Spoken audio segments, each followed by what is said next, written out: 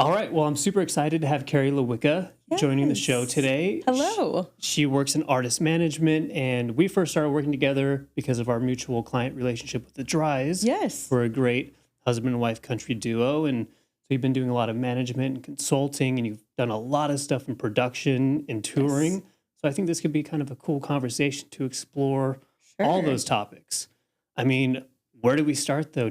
I feel like we go back in the timeline and Let's do it. like I know Cody Johnson, you've been kind of involved with that team for a long time. How did that start and what were you doing? Yeah, it's I've been in touring for about 7-8 years now, and initially, like one of my first gigs was production assistant with Blake Shelton.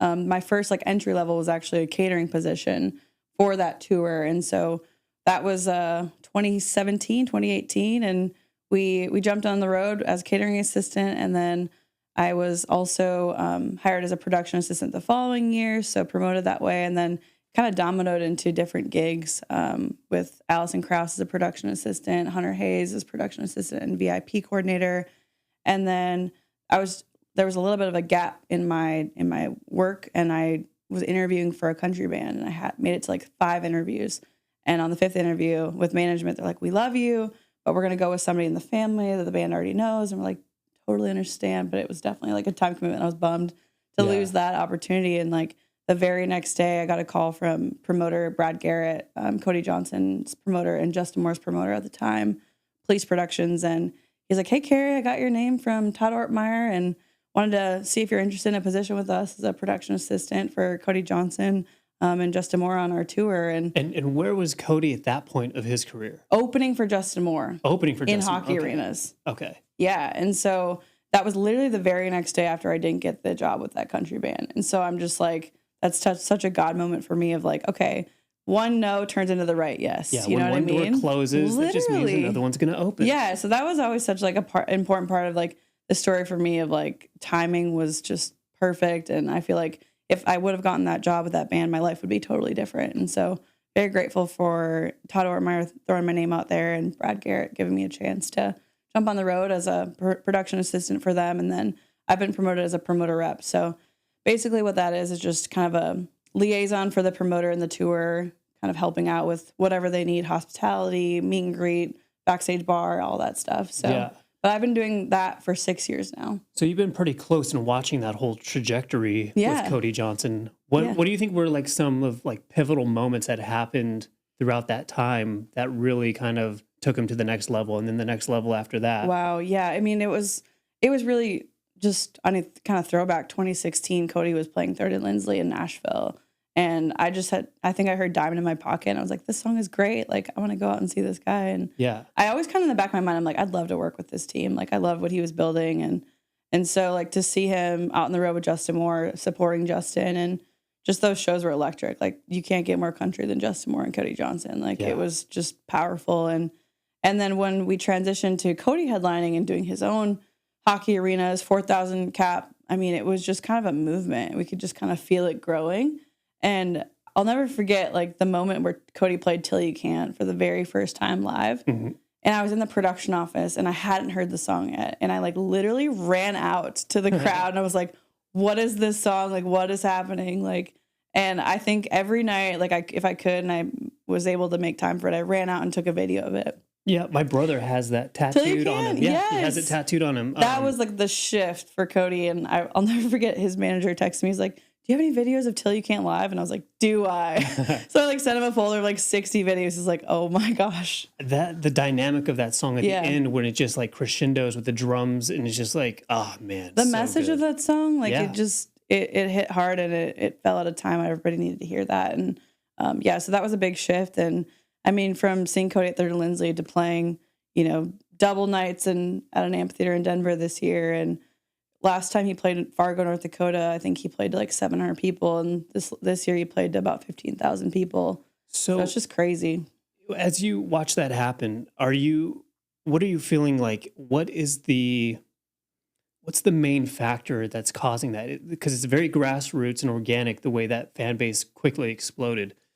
Do you think, we just talked about that hit song, and then we just talked about the performance. Yeah. What's more important, do you think? What should an artist really be leaning into, the live performance or the songwriting? Like, where would you, if you had to pick one? You can't say both. Ooh, that's a great question.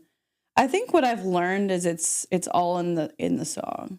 If you have the right song, everything else will fall into place Yeah. as it should. And I feel like you just gotta take a bet on the song, you know? Hmm. Go with your gut. If you feel like it's gonna be impactful, I think releasing music for the sake of releasing just because you like it isn't enough, in my opinion. I think it's important to, think about your audience and who you're trying to target and do some like market research within your team and your family and friends and just be like, okay, what's the one that's raising its hand the most? And I Yeah. think leaning on like the network around you to help pick that song is, I think, important because I think sometimes artists lose focus on, oh, I like this song, like this one means something to me. But like if you're not thinking about your fan base, you're really missing the mark on that, in my opinion. Yeah, I feel like, because I've asked this question to a few people, and it's a hard question to answer because it's, depends on the act a lot of the times. But I feel like for me, I kind of lean towards live performance. I feel like a good song can open the door, but then are you going to get asses in the seats, as they would say, Yes. which is the hardest part, Right. especially when, I mean, for me, it's hard to go out to a show now. I'm like, I'm working and then, I got kids at home and all these things are happening. So to get me to a show, Right. like, it's pretty tough. Yeah, for So sure. I have to know that the show is going to be good. Like, can they entertain? I think sometimes artists forget that we're in the entertainment business. If you don't know how to get up on stage and be an entertainer, it's going to be hard. I For mean, sure. Yeah, and I think social media like plays a big part of that. I think, an artist can find like virality and songs can go viral and pop off, but like can you perform live? Can you sing live? Like I think there's just like this movement of obviously lip sync videos for a mhm. while now and I love seeing the true vocals shine through and just kind of highlight their live performance and I think that Yeah. translates obviously into people wanting to hear them sing more and go out to shows. And I'm totally speculating, but I think, there was a period, and I think we're shifting away from it, but there was a period where labels were just signing acts because they were blowing up on TikTok, which may or may not be banned in a couple weeks here, Right. in the United States at least. And so I think they kind of learned that, oh, okay, we signed because they had the attention, so we can capitalize on that. And then they go, oh, but they can't perform? Whoops. Like maybe we Right. should have vetted that a little closer. For sure. But I do feel like that shift is kind of happening and it's going back to more of a we believe in the artist kind of mentality. Maybe a little bit more artist development's being put into things. And I know that's something that you lean into a lot now. Mhm. You just recently launched Soar Entertainment. So Yes. you're doing management and consulting there. Yep. And the cool thing is that you have the experience of all the established acts and those teams that you've been able to work with and kind of watch and see what worked and then, apply it to some of the upcoming acts that you work with. When you're looking at taking on new artists to work with, like what are those initial things you're looking at? Is it social media? Is it streaming numbers? Is it the live performance?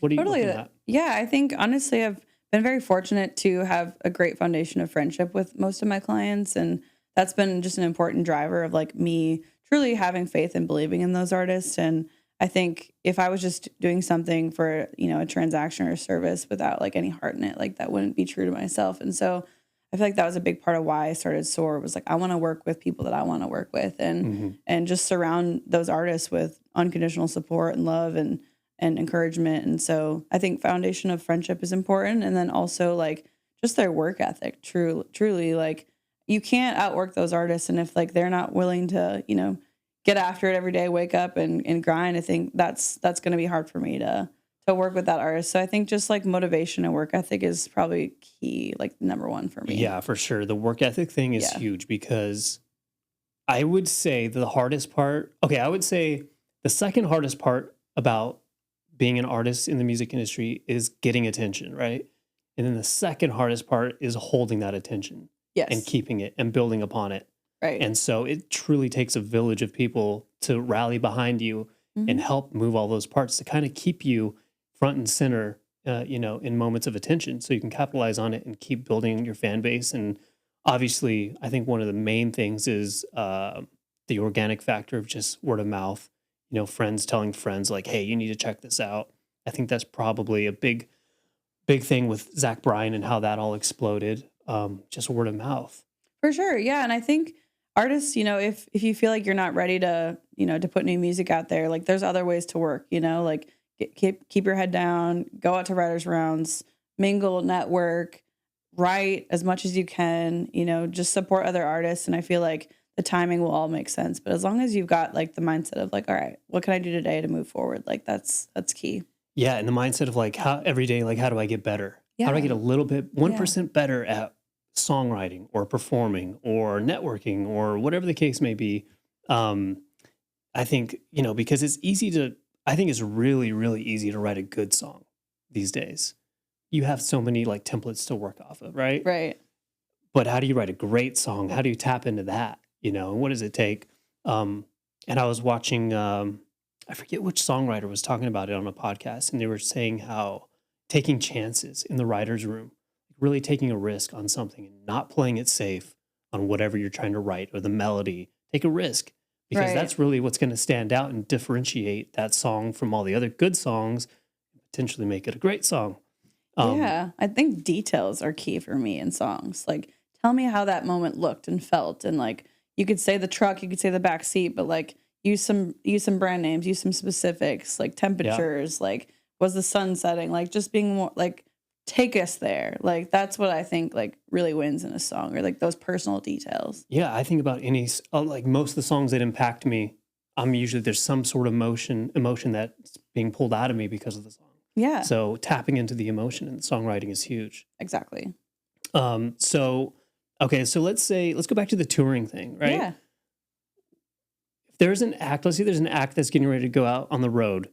Maybe they booked like a bunch of club shows for themselves, and it's a band and they're going to pile in the van.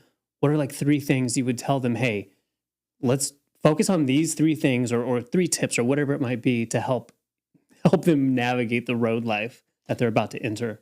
Yeah, I think it's just like a tier of like what's the most important. So like, who are your key players out there? Who do you need to have? Do you have a TM? Could that TM be merch as well? TM being tour manager. Yeah, tour manager, and just figuring out who your key essential people are out there. And I think there comes a point where you're like, you need a photographer and videographer to go out there with you, because those are very important moments that like can bring your fans in closer to like a day in the life of what it is to be you and be on the road, and just to connect the music to live show a little bit more. So Yeah. I think kind of creating a team is one I would say, and then just working through of like, where are some affordable like van rentals or gear rentals, like Claire Brothers, Claire Global. They do great work with emerging artists and offer rehearsal space and some really affordable packages for artists to even take their own band in the box out, in-ears, mics, cables, all that. So I think just kind of figuring out their needs. And I have some clients that, probably really would prioritize a monitor engineer over a front of house engineer. And then also like knowing you have access to those engineers locally too, typically. So Yeah. just kind of prioritizing your needs. But yeah, I mean, saddle up. It's a journey in the van, but Yeah. I mean, it's fun and just to enjoy being in the moment. And I think obviously on the planning side, it's helpful to have a few different shows to kind of hop around and make it worth the trip. Yeah. What would be some advice for artists who are maybe trying to book some shows? Any tips on reaching out to those local bookers at the clubs and stuff, and how to maybe get themselves to the top of the stack for consideration? Yeah, I've worked through like a few different like booking pitches and processes, and I've found like just kind of like less is more is helpful. If you copy your entire 2-page bio in an email, like that's probably not going to be as impactful as you just like kind of leaving some solid bullet points of tour history, your top markets, just all your social information, a condensed bio, like in your promo photo embedded in the email, like all of it, just like, here's everything you need, and they can kind of take it and run with it. I think that's helpful. You can always call the venues. Sometimes they don't open till like 2 to 4. Just ask to speak to a booking manager. Usually the contact info is listed on their website, on the contact page, or you can fill out that form on their website. And then I also find some emails on their Facebook bios too. So there's like little ways to kind of to find it. But I think start with where your top streaming markets are and say, hey, I've got 20,000 active listeners on Spotify a month in this market. Would love to tap in and work with you guys and bring some people out. So just strategy, really. Yeah, and strategy also, like why don't you buddy up with an act in, let's say you're going like focusing just on Texas. Like, let's go do a run through Texas. Find other acts in Texas who have a draw that you can tap into and say, hey, I'm over here in Nashville. You come out to Nashville and I have a good draw in Nashville and we can book some shows. Yeah. And then I'll come to Texas to your stomping grounds where you can pull people to the show and we'll kind of swap that way and then actually present that maybe to the bookers of like, hey, it's going to be me in this act and combined, here's the numbers that we can pull in that market. And maybe that'll help kind of expedite a booking. Yeah. And then creating a little bit of a demand too. Like if you go back and have a successful show, maybe come back in, 4 to 6 months and see how that grows from there. And if you're hitting the market like consistently, like you're not going to see the consistent turnout. You need to kind of have a little bit of a gap in between each performance in that city. And I think on a bigger scale, sometimes artists don't go back to that market for a year or even 2 years. So just kind of thinking through like, okay, where am I at? Like, how can we make this work? And just building that demand is important. Yeah. And on the financial level of a newer act touring, I mean, the merch booth, you got to work that booth, You got to work that booth. Get off stage and go right to the merch booth. Right to the merch booth. Yeah. And I always like to think like, tell the audience from the stage, like, hey, I'm going after this song. It's been great playing, yada, yada, yada. After this, I'm going to go straight to the merch booth. I'd love to say hello, take a picture, X, Y, and Z. Yeah. And then I think to level that up, I have suggested to artists, make a bunch of like koozies that have your name on it. Maybe there's a QR code on the koozie. I don't know. Like something that you can give away for free at each of these shows. Yeah. And you could tell them from the stage, like, hey, come back to the merch booth. When I hop off right now, I got free koozies. Who doesn't like a free koozie? Right. They come back. And then you've dialed into like reciprocity where these people feel like, oh, well, they just gave me something. Maybe I should buy a shirt. Maybe I should buy that vinyl or whatever the case may be. Right. And that way you can boost some sales, at the table to help to get you to the next gig, gas and snacks and whatever and lodging.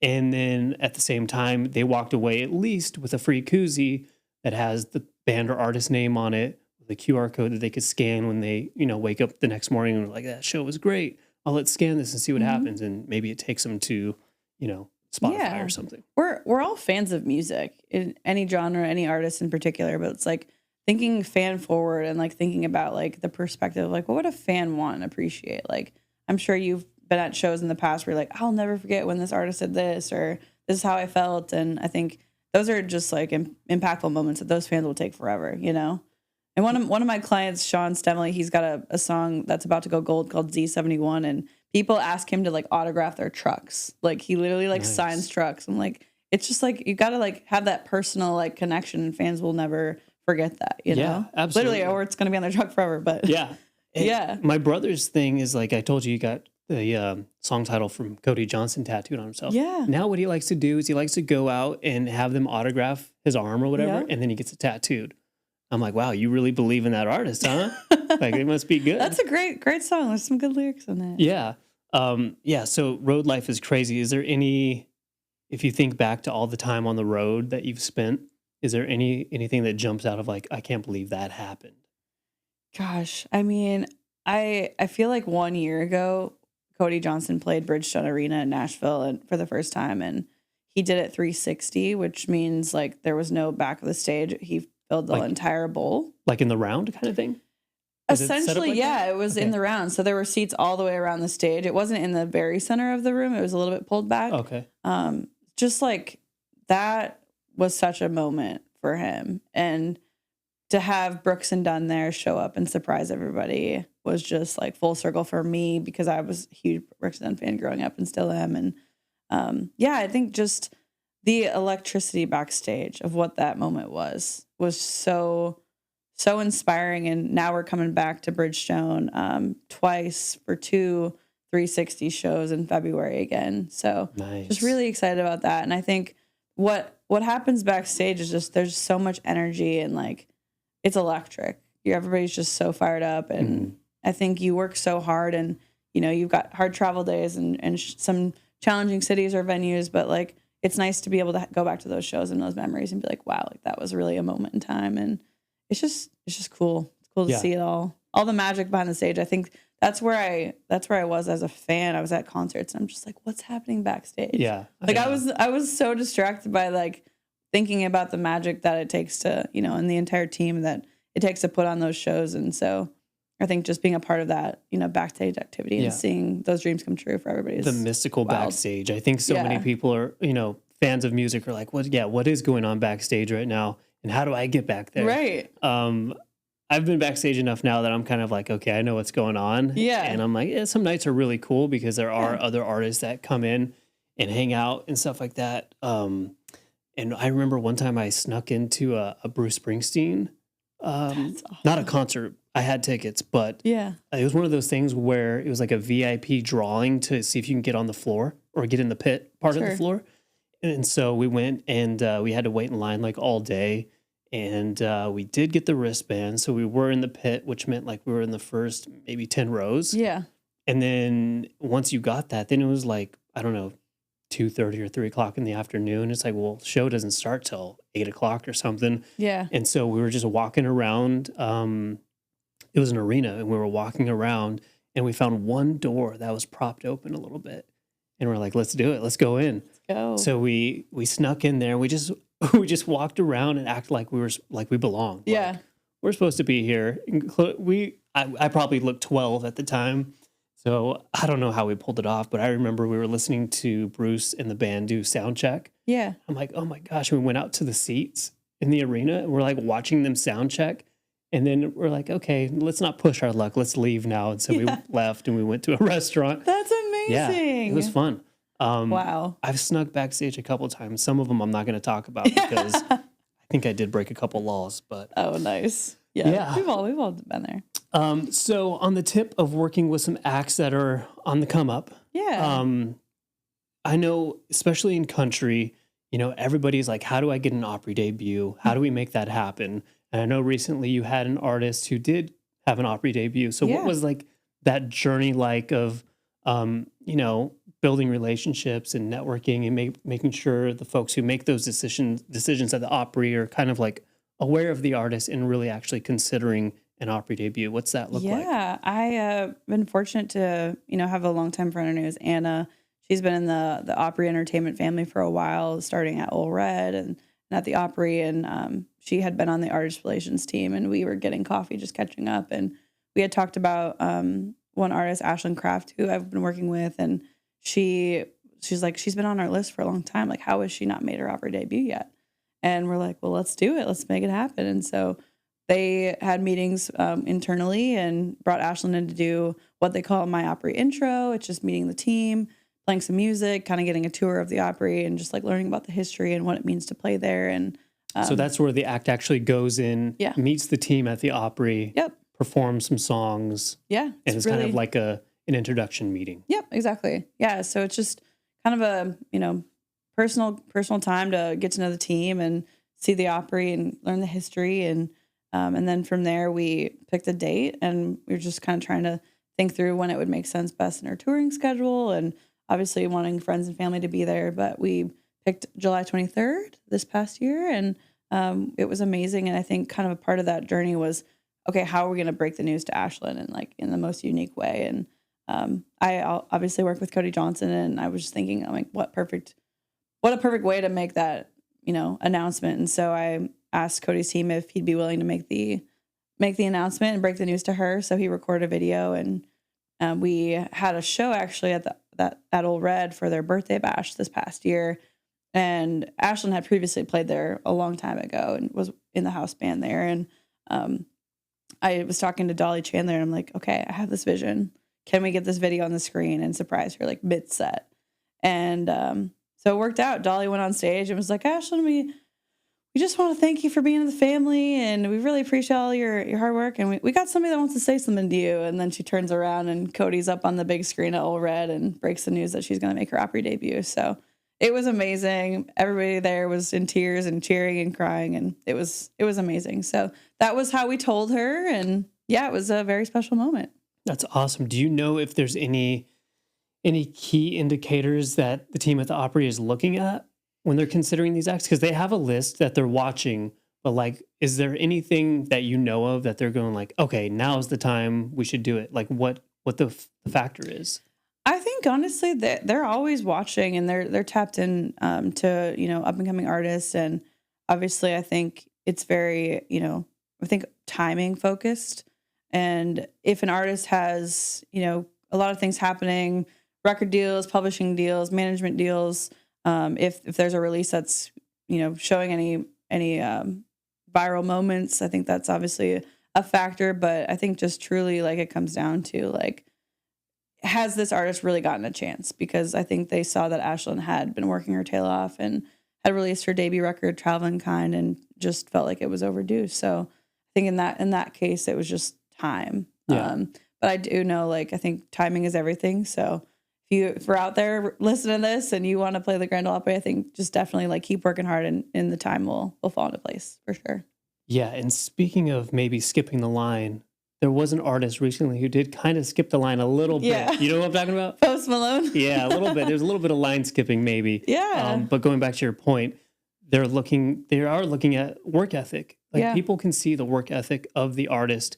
Like, are they just hoping to bank on something going viral and they're getting a little lazy? Or are they day in and day out just hitting the pavement, working on their craft, performing, writing, and doing their thing? Yeah. And people can see that. Yeah, every day, every write that you have or meeting or a writer's round or release that you have, like it's all factoring into like what you're doing and what your brand is and what your story is and where you're going. And I think if you can build kind of like a game plan of like, hey, here's our game plan, here's what we're doing in the next few months, I think this is a perfect time to make our Grand Ole Opry debut. And I think kind of building that story is a big part of it. Yeah. Speaking of a game plan, so was it last year you launched Soar Entertainment? Yeah, May. So what's the game plan with Soar? Soar. So basically, Soar Entertainment got launched earlier last year, and the word "soar" to me just means like so many things. Of like, just embodies supporting these artists and helping them, chase their dreams, but also like reminding them to like never be afraid to look behind them and seeing how far they've came. And where they're from too. Like that's a huge part of their story. So just the visual of soaring to me is been like with me for a long time. So that's the meaning of soar. I love that. Yeah. Like, I mean, if you're also an ambitious, like really like a high achiever personality type, which I think I fall into that category, Yeah.